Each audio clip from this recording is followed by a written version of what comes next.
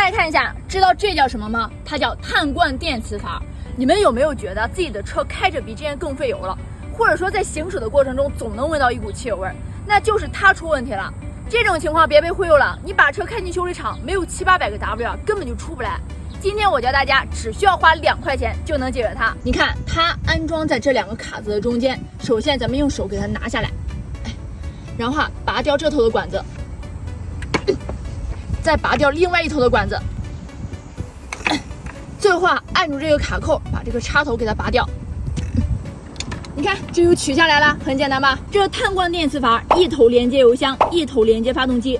正常来说它是不通的。那如果长通的话，发动机就会源源不断的从油箱里面吸附燃油蒸汽，所以说油耗会升高。我们来试一下它通不通，